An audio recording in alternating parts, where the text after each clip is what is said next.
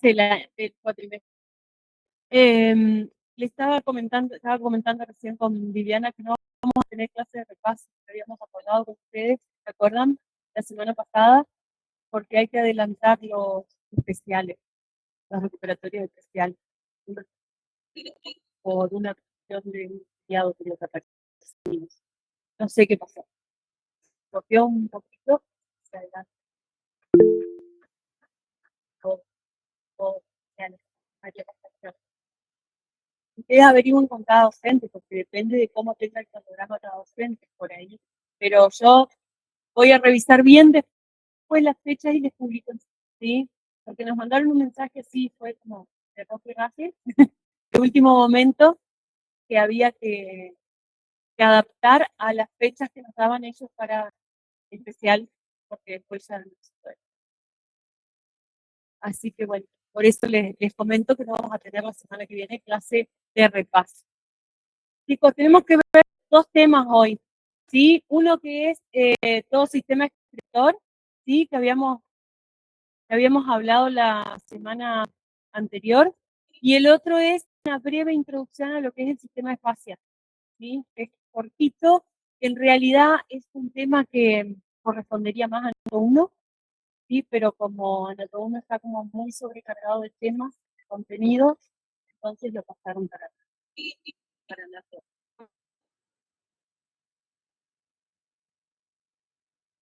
Bueno, anatomía del sistema urinario o excretor. Bueno, vamos a ver. El sistema excretor, que es bastante sencillo, ¿sí? Está compuesto por una glándula secretora, que es el riñón, ¿sí? Un conducto excretor que está compuesto por varias porciones. Acá tenemos las glándulas, esquemáticamente, el conducto excretor, ¿sí? Un reservorio o receptáculo, que es la vejiga, y un conducto que comunica con el exterior, que es, ¿sí? Básicamente esas serían las partes. Generalidades de los riñones, ¿sí? Vamos a ver que son dos órganos que están situados sobre la pared abdominal posterior, por detrás de lo que sería el peritoneo parietal. Nuevamente aparece el peritoneo, ¿sí? Y se extienden aproximadamente entre T12, algunos libros dicen T11, a L2, L3, porque hay diferencia en altura entre uno y otro. Están más juntitos por arriba que por debajo, y están más próximos en su polo superior que en su polo inferior, y a su vez están inclinados, digamos, sobre la pared costal, y tienen la misma inclinación que la curvatura. Tenemos acá las dimensiones, miren por término medio, 12 centímetros sería la altura, ¿sí? Por 6 centímetros sería el ancho, y 3 centímetros el espesor, o sea que no son demasiado grandes. Tienen un color rojo pardo, pero con una tonalidad amarillenta, ¿sí? No es un rojo pardo marrón, sino más bien amarillento. Y el derecho, como decía, está un poquito más abajo por la presencia del hígado que lo desciende, hace que se ubique un poco más abajo. Los medios de fijación de los riñones son los vasos nutricios del órgano propiamente dicho, el peritoneo parietal, que lo va a estar aplicando sobre la pared posterior del abdomen, la fascia renal, que va a estar rodeando al riñón, ¿sí? Le va a formar como una cápsula completa pero abierta, ¿sí? Que va a tener una hoja posterior y una hoja anterior, y esta fascia a su vez está envuelta tiene por otra capa de tejido adiposo, que se llama cápsula adiposa renal. Toda esta cápsula que se forma entre las dos, tienen dos aberturas. Una abertura que es hacia la cara, hacia el borde medial, es decir, donde está el vidrio del riñón, y la otra es hacia el polo inferior. Eso hace de que en determinadas ocasiones pueda suceder de que el riñón se desplace hacia abajo.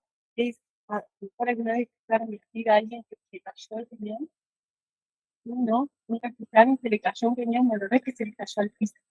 El riñón puede descender un poquito por esa abertura que tiene la fascia y por la elasticidad de los demás elementos, lo que le permite a la elasticidad a veces desciende o a veces es patológico, a veces es de nacimiento, hay muchas alteraciones congénitas y se sienten. Más allá de que exista esta diferencia de que el derecho está un poco más abajo que el izquierdo. Más allá de eso, pues, bueno. Y hicimos el eje mayor se ubica hacia abajo y hacia afuera porque están más próximas, porque hay sujetos. Acá vemos una vista posterior de las riñones y ahí se puede apreciar que el riñón derecho está un poco más abajo que el izquierdo, ¿sí? En relación con las sujetas. Y acá los tenemos coloreados en verde, no sé si se ubican más o menos en esa imagen, ¿sí? Se ubican con esto, grandes vasos, esto sería el centro frénico del diafragma, acá tenemos el esófago cortado, están ubicando, los pilares del diafragma, la arteria aorta, la arteria ilíaca, los ilíacos, arteria mesentérica superior y arteria mesentérica inferior, y acá vemos las arterias renales, una a la derecha y otra a la izquierda. Si ustedes se fijan un poquito en ese gráfico, van a ver que como la aorta está ubicada a la izquierda de la vena cava inferior, la arteria renal izquierda va a ser más corta que la arteria renal derecha. Va a hacer un recorrido más largo para llegar al riñón, pasando por detrás de la vena cava. Y a la inversa, la vena renal derecha va a ser más corta que la vena renal izquierda. ¿Sí? Es un detalle para tener en cuenta. ¿Reconocen este músculo de acá? ¿Este? Más afuera. El cuadrado, ¿sí? O sea que está apoyado sobre el cuadrado de los lomos y el polo inferior está en relación con quién, con qué otro. Ahí está el psoas, ¿sí? Esas serían relaciones de su cara posterior. Algunos nervios faciales. Bueno, ¿bien? No, ya arriba, trabajo las cosas. ¿Eh? Después lo busco. Después lo busco. Por ahí van a aparecer seguro en alguna de las relaciones. Bueno, tienen dos caras, que vamos a considerar dos caras, una cara anterior y una cara posterior, dos bordes que van a ser un borde externo y un borde interno, el interno es cóncavo y el externo es convexo, y un polo superior que está coronado por la glándula suprarrenal y un polo inferior, ¿sí? No encontré una imagen que tuviera todas esas diferencias más lindas. La cara anterior mira hacia adelante y hacia afuera, por eso está al lado de la columna central y se adaptan a las costillas o a la inclinación de las costillas.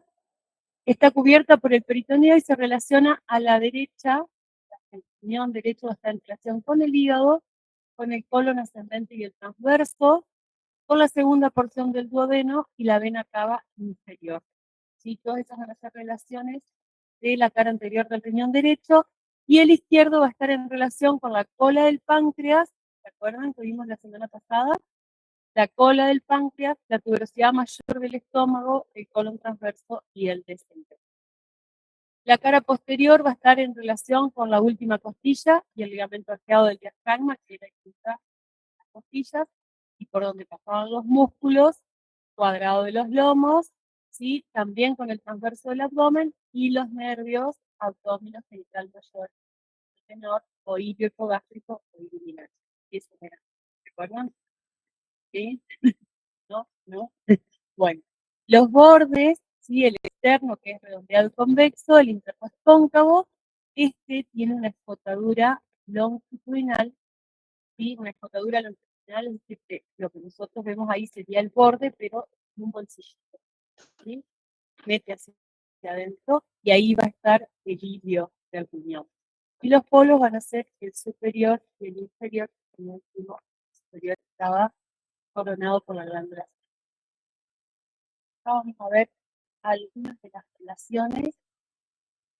Algo de inglés, a ver si ubican, fácil igual. Fíjense, acá quién estaba. Polo superior, la glándula. A esta altura, ¿quién podrá estar en ese color? El hígado, exactamente. Acá, duodeno, duodeno de este lado, duodeno de este lado. Acá vamos a tener el ángulo del colon cuando pasa de ser ascendente a transverso, está por debajo del hígado, era el ángulo hepático, ¿se acuerdan? Del colon. Y después tenemos el yeyuno, o sea, las asas de. Y de este lado, ahora no se puedo ver, no me acuerdo. Esto era la glándula suprarrenal, la cola del páncreas. No, esta es la cola del páncreas. Esto es parte del estómago. Parte del estómago. Así, la glándula suprarrenal. El estómago, páncreas, yeyuno, las asas del yeyuno, páncreas y el colon descendente. Acá, con colon descendente y acá el vaso. ¿Sí? ¿Se acuerdan que estaba el vaso metidito allá atrás de la cola del páncreas y del estómago? ¿Sí? Bien. Fíjense, este es un corte de qué tipo? Un corte transversal. Miren, acá tenemos el cuerpo de las vértebras, ¿sí? Acá tenemos los músculos, los que estuvimos hablando, las costillas. Acá tenemos el pectoneo parietal, está pisando por arriba. Vena cava inferior, arteria aorta, y de este lado tenemos el riñón izquierdo, el vaso, el páncreas, el estómago, ¿sí? Con su región pilórica y el duodeno que entraba en relación con la riñón derecha. Y acá tenemos el colon haciendo su flexura, que acá no se ve la otra parte, el colon ascendente, pero sería ahí la flexura bastante, ¿sí? Y estas serían las relaciones con el peritoneo. Fíjense que está todo seccionado, ¿sí? Acá, ¿quién iría? Quedó la huella, ¿sí? El hígado, y acá, ¿qué había ahí? ¿Quién se prendía ahí? ¿No se acuerdan? Entre la articulación sacroiliaca y L2, la raíz del mesenterio. Ya todas las asas de ¿se acuerdan? Ya tiene una raíz, la articulación sacroiliaca y L2, y atravesaba ahí, y esto sería el páncreas, ¿sí? Y acá estaría el ángulo duodeno-yeyunal. Y acá entre este orificio y este estaría ubicado el estómago, ¿sí? Ahí vemos la arteria aorta con su tronco celíaco y las arterias finales. Y acá tenemos la glándula suprarrenal, el riñón, la abdominal, los directrices que extienden hacia.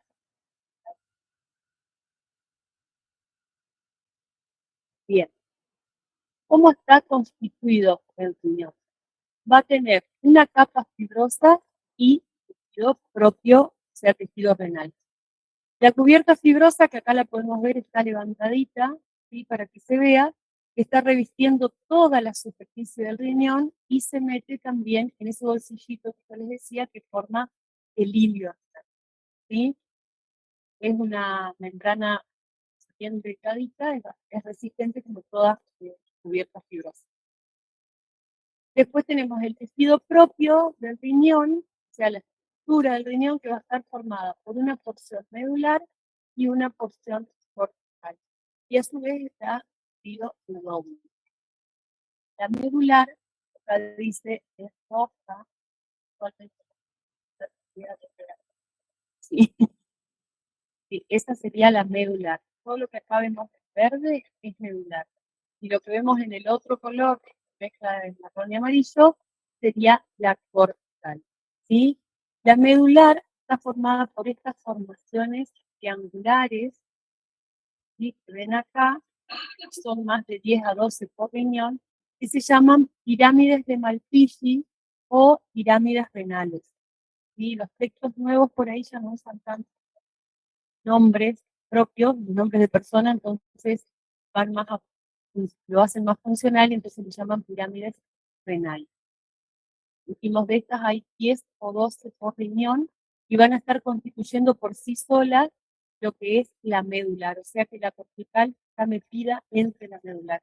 Y no está ahí la cortical y después es medular, sino que esto que se mete entre las pirámides también es medular. Estas pirámides de Malpighi, después las vamos a ver más amplias, tienen un vértice que es perforado, ¿sí? Sobre que se encastran o se engarzan los cálices menores y una base, ¿sí? Toda esa base que se va a continuar con la corteza y que va a tener otras pirámides que se oponen, ¿sí? Que van a tener el vértice hacia la periferia del riñón.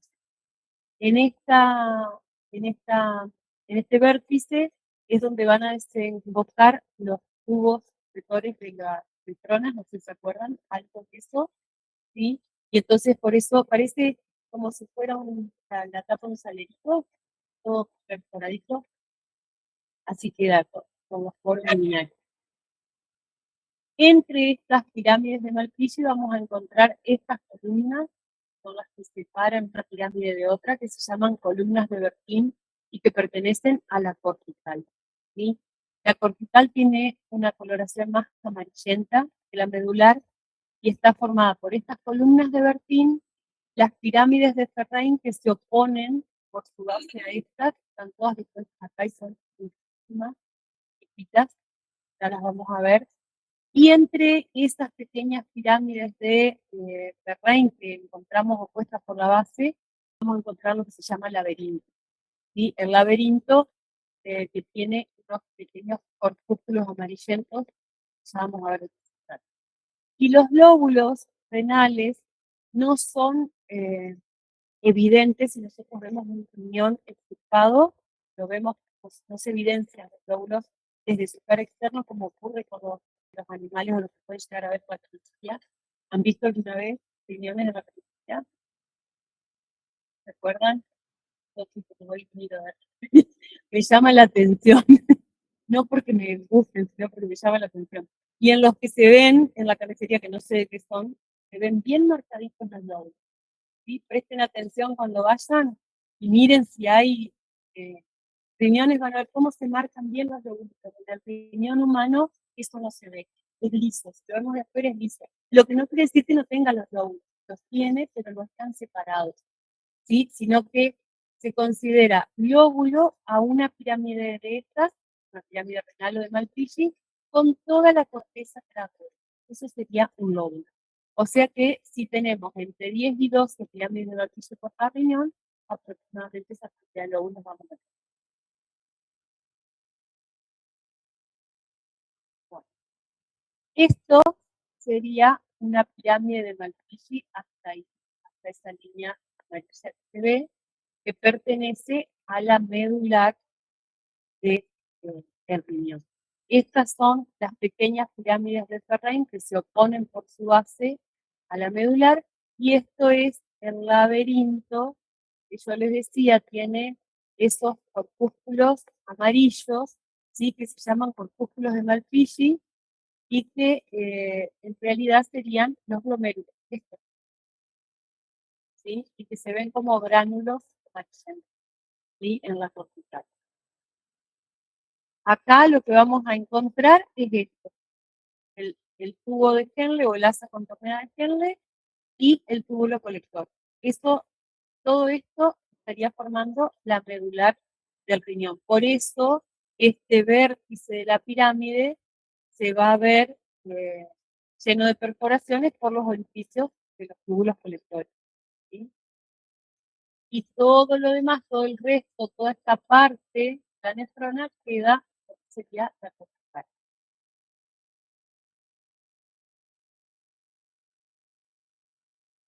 Bueno, acá vamos a ver todas las estructuras. A esto no le presten atención porque son seguramente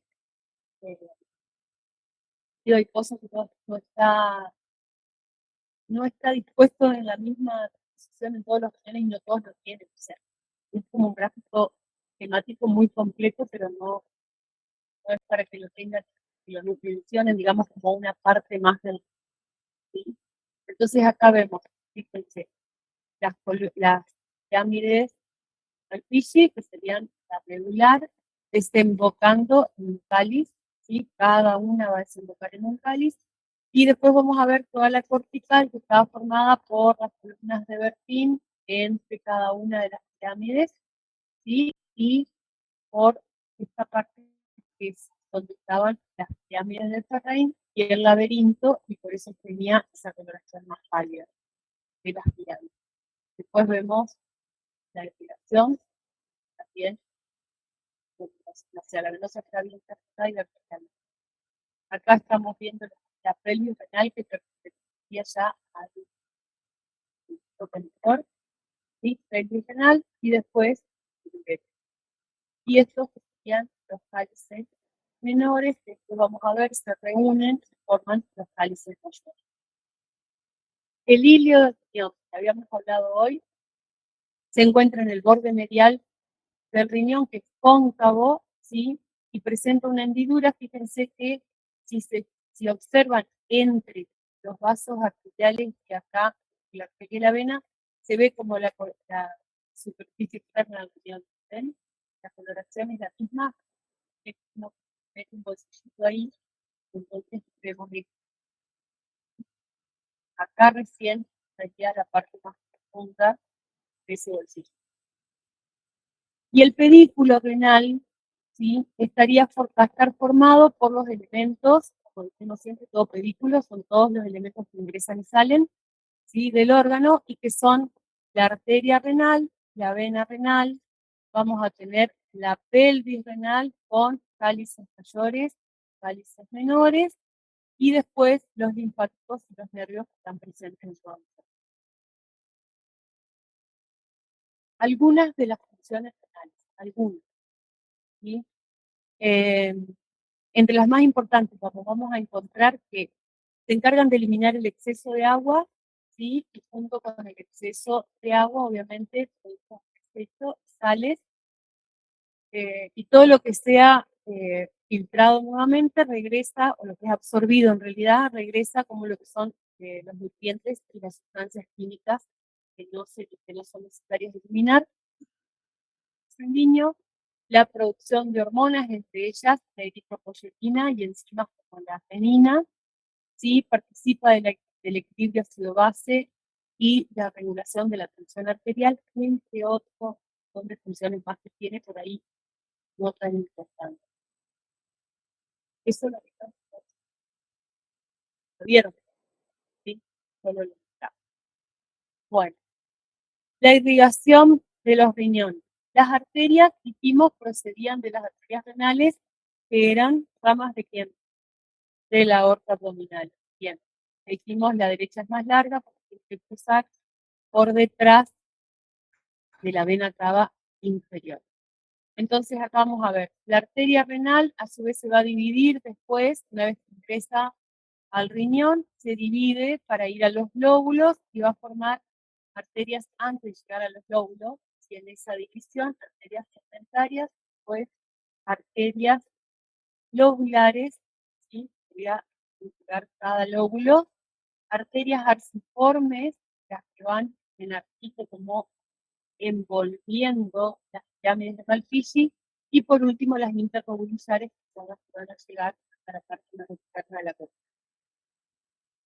Las venas renales van a tener exactamente la misma disposición, pero entonces van a ir anatomosando unas con otras para terminar formando la vena renal, ¿sí? Que acá no está representada en el interior del riñón, solamente esta porción.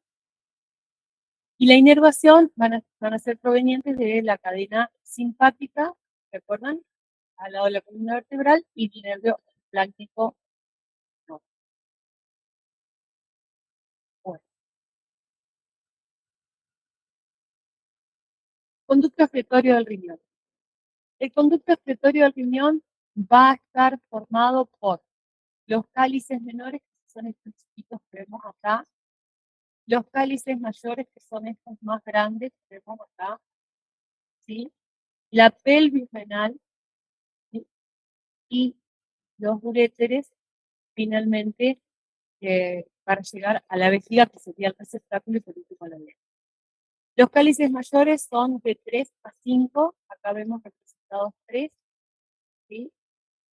Y surgen de la reunión de 2 a 3 cálices renales, ¿sí? Vamos 2, vamos 3, vamos 2, se van reuniendo unos a otros para formar un cáliz mayor, que son de muy escasa longitud, ¿sí? Enseguida se unen todos para formar esto que es la pelvis renal, este embudito que vemos acá, ¿sí?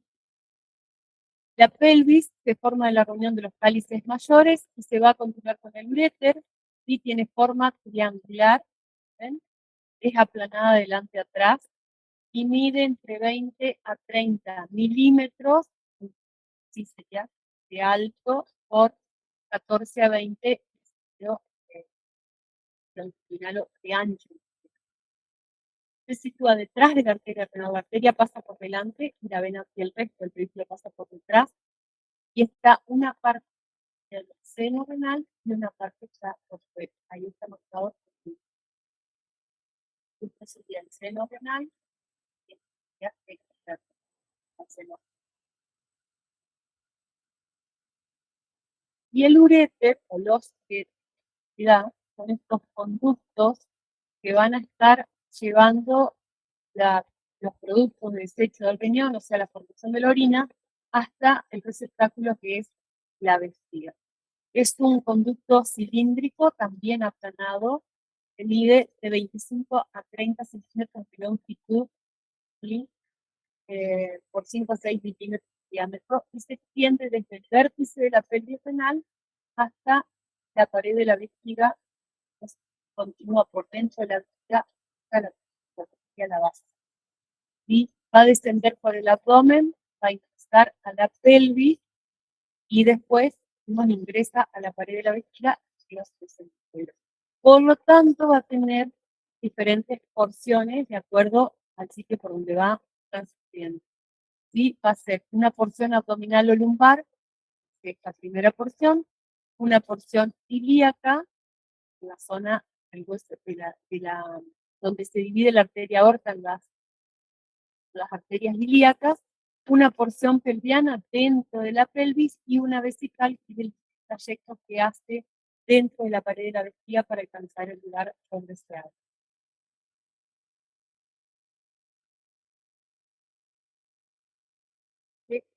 Esta sería la porción lumbar o abdominal, la porción ilíaca, donde realizan los ilíacos, la porción pelviana y después el trayecto que hace dentro de la vejiga o menos más tranquilo.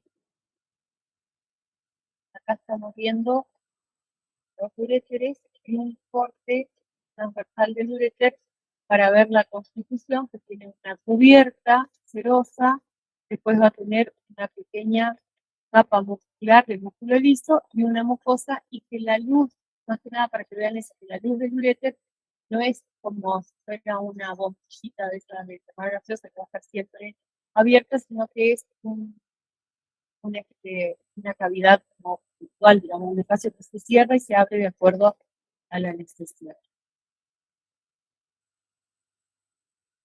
La vejiga, ¿sí? Que es el órgano que continúa, es este receptáculo musculomembranoso destinado a la orina, está situada en la pelvis, por detrás del pubis y por delante del útero en la mujer, y en el hombre detrás del pubis y por delante del recto, ¿sí?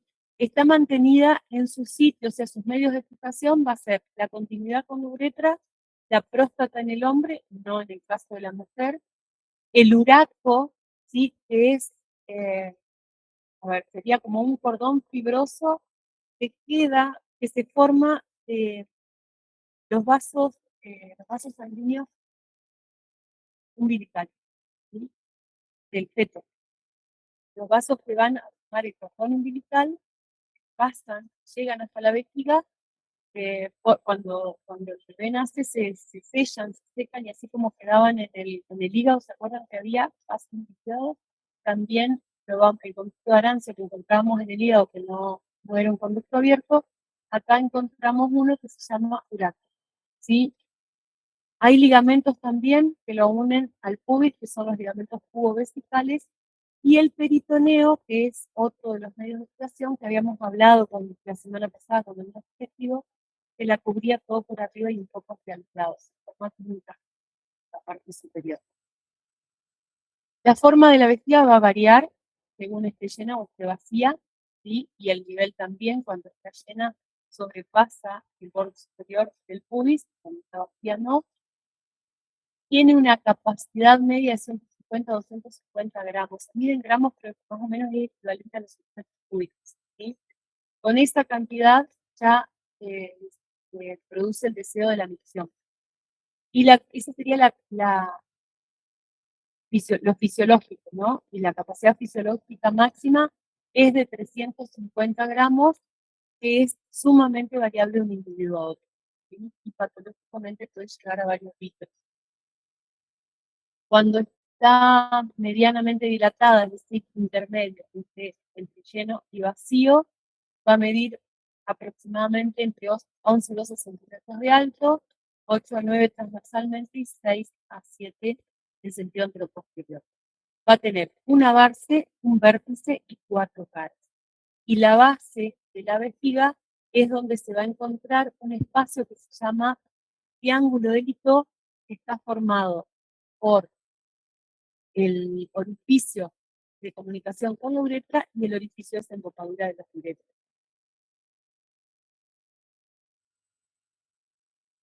Esto es el corte capital de la vejiga, esto sería la uretra, y acá tenemos que ver un orificio que no está porque está seccionada, y acá tenemos los orificios de desembocadura de los uréteres, entonces así queda formado ese espacio que se llama triángulo o trígono, triángulo de trígono.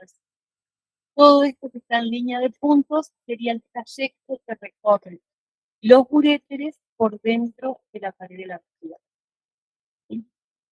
Acá estamos viendo el peritoneo, el urato, los uréteres, la pared muscular de la vejiga, y acá lo que estamos viendo es la pared.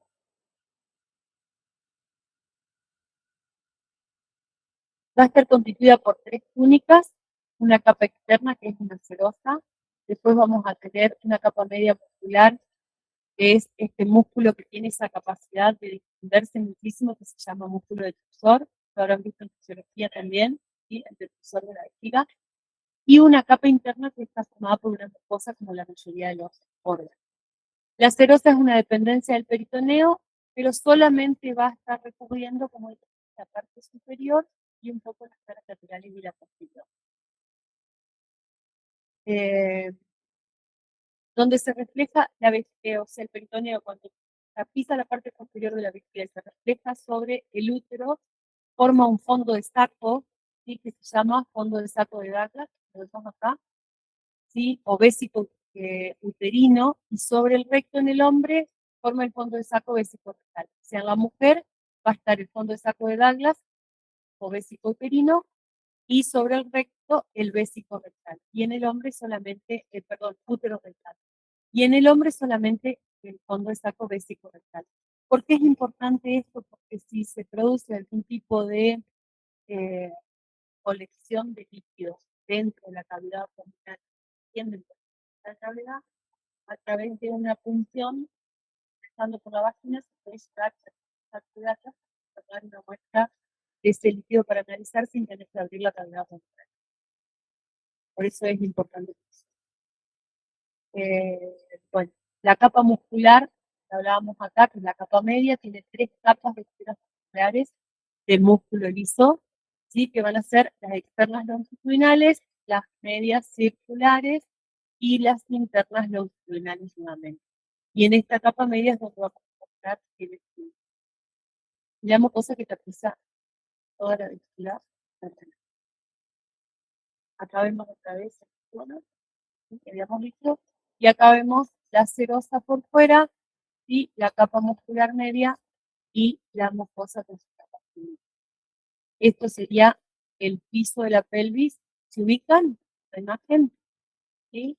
El piso de la pelvis, la uretra, la glándula prostática o próstata. Acá vemos, esto sería la cubierta serosa o el peroneo, acá sería toda la capa muscular y los uréteres ingresando por dentro de la pared de la vejiga para abrirse en su interior. Y por último tenemos la uretra, ¿sí? Que va a haber diferencias entre la mujer y el hombre. Es un conducto muscular y membranoso por el cual se transporta la orina al exterior para ser expulsada, y en el hombre cumple la función también sexual para transportar el semen, ¿sí? Eh, en el sexo masculino exclusivamente va a tener 4 porciones, que va a ser una pequeña porción preprostática, que está ubicada acá arriba, la porción prostática, la porción membranosa y la porción esponjosa cuando hace todo su trayecto hasta el orificio exterior. Posee 3 túnicas concéntricas que van a ser muscular, serosa y mucosa, y en la mujer solamente la mucosa. El cuadril. Y ahí terminamos con renal. No era tan largo, ¿viste?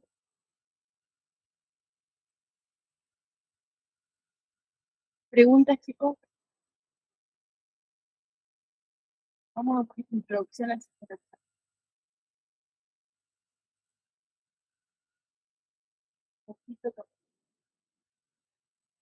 ¿Qué es una fase?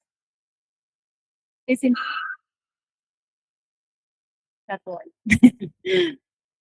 es tejido conectivo, ¿sí? Y justamente la función del tejido conectivo es conectar, eso tiene ese nombre particular. Tiene la particularidad que es un tejido resistente, ¿sí? Que puede variar de espesor según la función que cumple, según el lugar donde se encuentre, y que tiene esa particularidad de que va a estar recorriendo todo nuestro cuerpo y uniendo absolutamente todos los órganos que tenemos en él, ¿sí? No hay modo de separar. Sería como si nosotros viéramos una red de vasos sanguíneos que recorren todito el cuerpo, está todo conectado. La fascia es algo parecido. Si pudiéramos sacar todo lo que no es fascia del cuerpo, pareciera como una red, como si fuera un canal de abejas, ¿no? Metiéndose en el interior de cada uno de los órganos. Entonces, la actividad por todo el cuerpo comunica todas las estructuras corporales, huesos, músculos, vísceras, estructuras nerviosas y estructuras circulatorias. Está compuesta de colágeno y agua, y por eso tiene este aspecto blanquecino como nacarado cuando es más densa o brilloso. Y bueno, lo que dijimos, hay de diferentes espesores, por lo que es muy visible y en otras no tanto. Hay una fascia superficial que está en el tejido celular subcutáneo y una fascia profunda. La fascia superficial es este que ven acá. Estas fibras, esta capa blanca, ¿sí? Y esta parte que ven acá.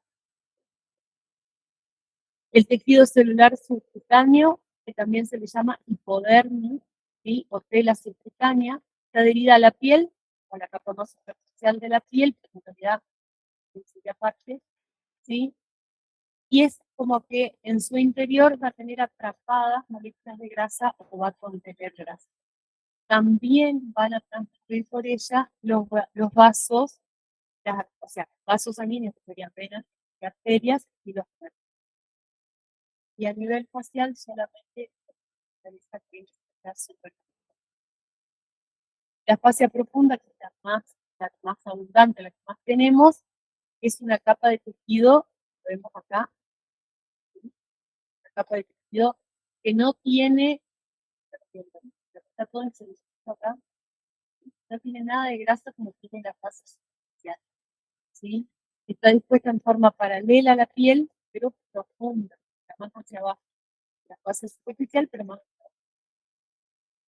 Y de ella van a salir expansiones que van a estar resolviendo, por ejemplo, los paquetes vasculonerviosos. Si nosotros hiciéramos una sección miembro, vieron que el hueso, y de ahí salen tabiques que separan los discos musculares, a su vez hay otra fascia que envuelve todos los músculos, y el paquete vasculonervioso está dispuesto también en el interior, apartado, digamos, de una envoltura facial. ¿Sí? En los miembros, bueno, los tabiques intermusculares, que se extienden desde la cara profunda de la fascia hasta el hueso, y cuando llega al hueso se une al periósteo, que es la envoltura de los huesos, ¿sí?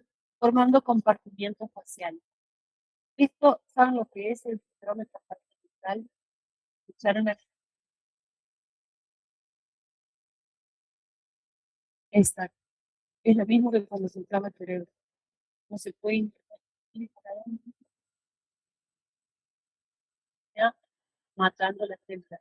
¿Sí? En el caso del músculo, también ocurre con hemorragias dentro del compartimento y las que se expanda entonces todo el músculo. En algunas partes sirve de inserción a músculos, y aunque los músculos, digamos, pueden moverse libremente dentro del compartimiento facial, no pueden salir hacia afuera, o sea, por más que el músculo se contraiga o se inflame, ya no puede salir del compartimiento facial, por eso produce esto de los síndromes compartimentales.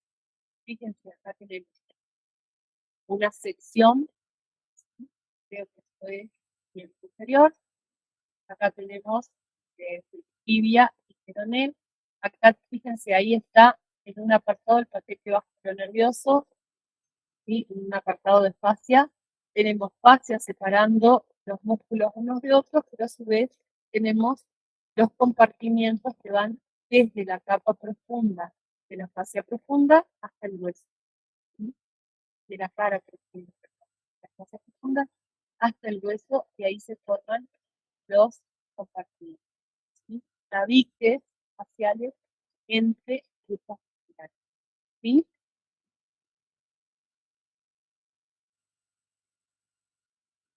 Bueno, alguna de las funciones es facilitar sobre todo los miembros inferiores el retorno venoso, ¿sí? ¿Se acuerdan que eh, la sangre tenía que volver en contra de la fuerza de gravedad para retornar al corazón?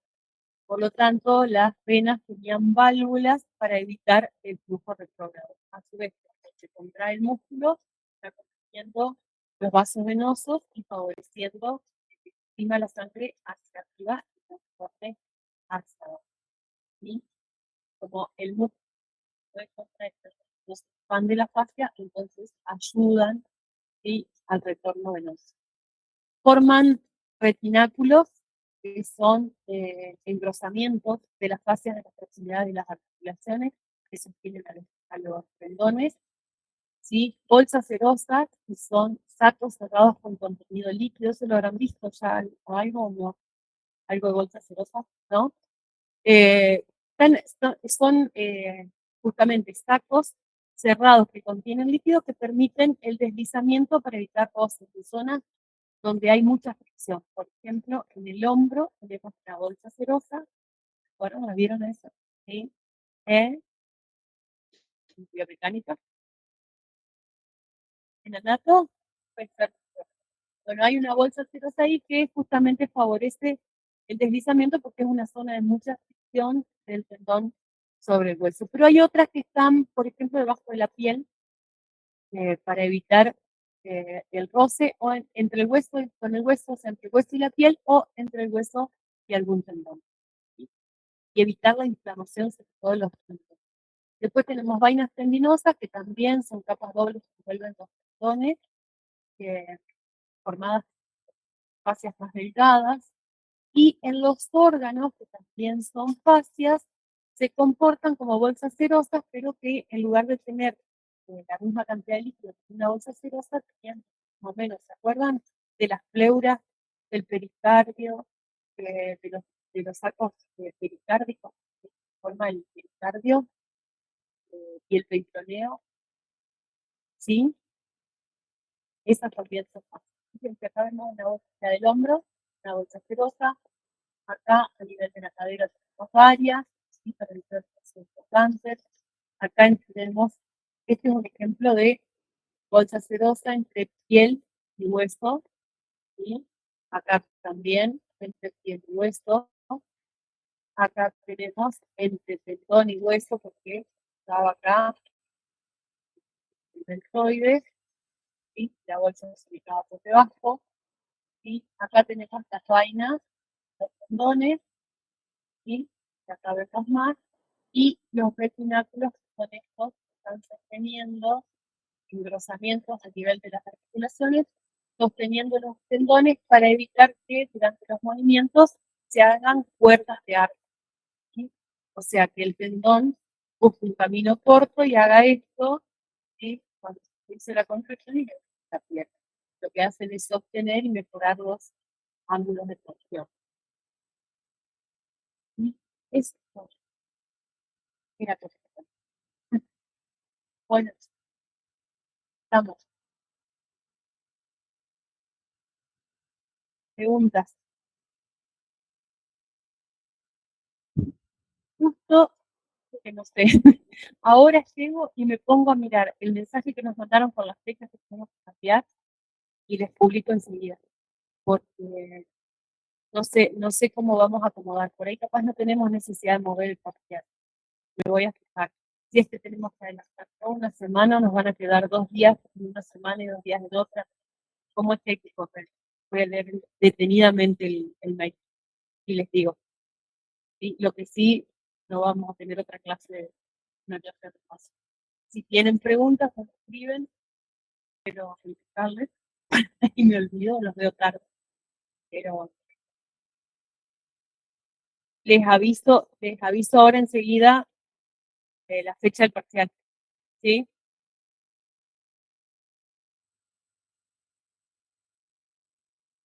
Sí, está en el, igual acá no participa de como, por ejemplo, parasimpático neumogástrico, que lo habíamos visto en todos los otros sistemas, porque justamente es neumogástrico, si bien le da inervación al corazón, no a los riñones, pero tienen su inervación parasimpática también. Y la cadena ganglionar simpática.